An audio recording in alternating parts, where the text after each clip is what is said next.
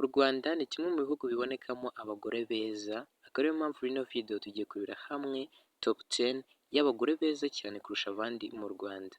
Turaza guhera ku mwanya wa 10 nk'ibisanzwe, tumanuka tujya ku mwanya wa mbere, aho tuza kuhasanga umugore mwiza cyane kurusha abandi mu Rwanda.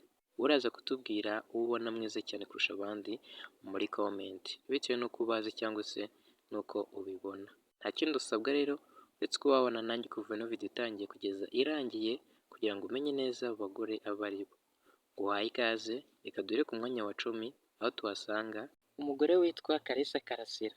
Yamenyekanye nk'umuhanzikazi ukomeye cyane mu Rwanda ndetse no ku rwego mpuzamahanga, bitewe n'uburyo afite ubuhanga budasanzwe mu kuririmba.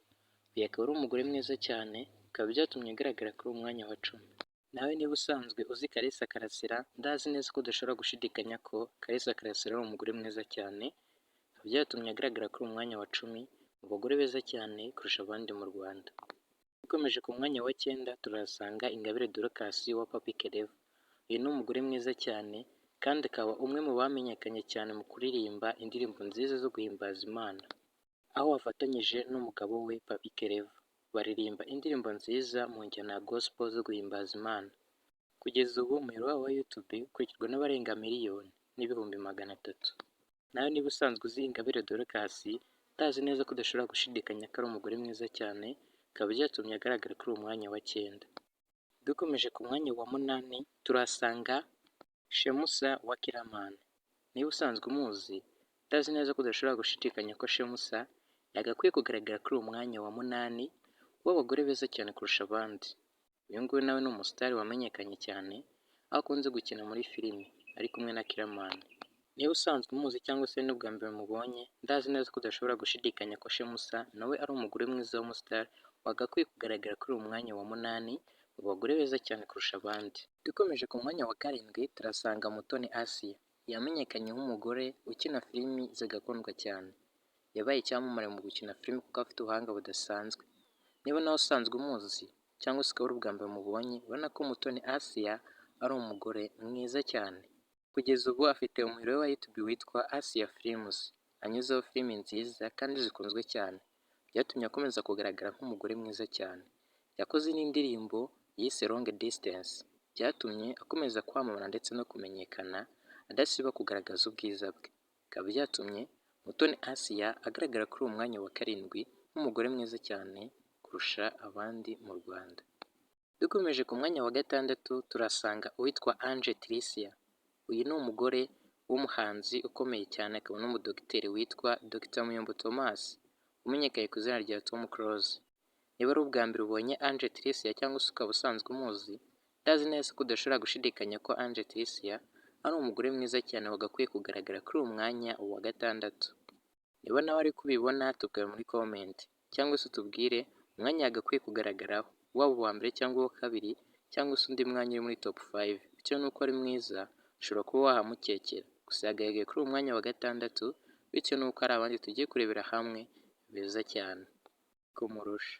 Tugiye kujya muri top 5 cyangwa se mu bagore 5 ba mbere beza cyane kurusha abandi mu Rwanda.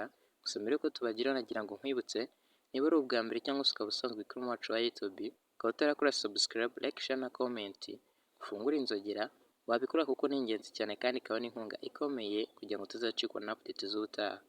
Ariko kutubwira muri comment uburyo wabonye ino video, utubwire n'umugore mwiza cyane ubona yagakwiye kugaragara ku mwanya wa mbere cyangwa se ku mwanya runaka bitewe n'uko mubona.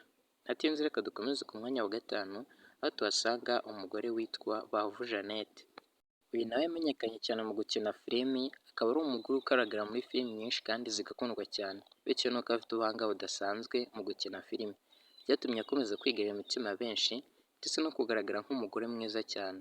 Akaba impamvu yatumye agaragara kuri uwo mwanya wa 5 nk'umugore mwiza cyane kandi w'umustarikazi kurusha abandi mu Rwanda. Dukomeje ku mwanya wa 4 w'abagore beza cyane kurusha abandi mu Rwanda turahasanga Niyongira Antoinette. Yamenyekanye nk'umunyamakurukazi aho akora kuri Kiss FM. Niba usanzwe umuzi cyangwa se akaba ari ubwa mbere mubonye, urashobora nawe kwemera ko yagakwiye kugaragara kuri uwo mwanya wa 4 bitewe n'ubwiza bwe, haba ijwi ryiza afite, inseko ndetse n'uko ateye. Ibyo bikaba bimwe mu bituma akomeza kugaragara nk'umugore mwiza cyane, akaba yagaragaye kuri uwo mwanya wa 4 bitewe n'uko ari mwiza. nawe uratubwira muri comment umwanya yagakwiye kugaragaraho kuko ndazi neza ko nawe ushobora kwemera ko yagakwiye kugaragara muri top 10 cyangwa se muri top 5 bitewe n'uburyo ari mwiza cyane. Dukomeje ku mwanya wa gatatu turasanga umugore witwa Mukobwajana Asifiwe, yamenyekanye ku izina rya Miki. Uyu akaba ari umugore wa Aga Promota. Uyu nawe ni umugore mwiza cyane wamenyekanye mu gukina filime. Niba usanzwe umuzi cyangwa se ko ari ubwa mbere umubonye, ndazi neza ko udashobora gushidikanya ko Mukobwajana Asifiwe ari umugore mwiza. Kugeza ubu Mukobwajana Asifiwe afite umuyoboro wa YouTube yise Miki TV Show, anyuzaho filime nziza kandi zikunzwe cyane. Twavuga nk'iyitwa Isezerano ry'ikinyoma. Byatumye Miki akomeza kwigarurira imitima ya benshi, bituma agaragara nk'umugore mwiza cyane, akaba yaje kugaragara kuri umwanya wa gatatu bitewe n'uburyo ari mwiza. Tudatinze reka dukomeze ku mwanya wa kabiri aho tuhasanga Muyango Claudine. Uyu yahoze ari umugore wa Kimenyi Yves wamenyekanye mu gukina umupira w'amaguru. Nyuma yaho baje gutandukana ariko ibyo ntibyakuyeho ko Muyango Claudine ari umugore mwiza cyane kurusha abandi mu Rwanda, akaba yaje kugaragara kuri umwanya wa kabiri. Yatandukanye na Kimenyi Yves bamaze kubyarana umwana umwe. Gusa Muyango Claudine yakomeje kuba mwiza kabone n'ubwo atagifite umugabo. Niba usanzwe uzi Muyango Claudine cyangwa se ko ari ubwa mbere umubonye, nawe ushobora kwemera ko yagakwiye kugaragara kuri uyu mwanya wa kabiri w'abagore beza cyane kurusha abandi mu Rwanda. Tudatinze tugiye kujya ku mwanya wa mbere. Gusa mbere ko tujya ku mwanya wa mbere, makinga ashobora ko ukoze subscribe ugafunga n'inzogera kugira ngo utazacikwa na update z'ubutaha cyangwa se video nziza z'ubutaha. Niba rero wifuza tubwiye muri comment. Ku mwanya wa mbere turasanga Uwicyeza Pamela, akaba ari umugore w'umuhanzi witwa Mugisha Benjamin wamenyekanye ku izina rya The Ben, Tiger B cyangwa se One of Kind. Niba usanzwe uzi Uwicyeza Pamela, nawe ushobora kwemera ko yagakwiye kugaragara ku mwanya wa mbere w'abagore kandi b'abasitari beza cyane kurusha abandi mu Rwanda. Uyu ni umwe mu bitabiriye amarushanwa ya Miss Rwanda 2019, ari nacyo cyatumye amenyekana cyane ndetse ajya mu rukundo na The Ben birangira abaye umugore we. Kugeza ubu bafitanye umwana umwe, nawe aratubwira muri comment umwanya Pamela yagakwiye kugaragaraho muri iyi top 10 y'abagore beza cyane kurusha abandi mu Rwanda kandi b'abasitari. Witwanyemo ino video ndagushimiye cyane, wibuke gukora share kugira ngo n'abandi bagire amahirwe yo kubona update ndetse na video tunyuza kuri wacu wa YouTube.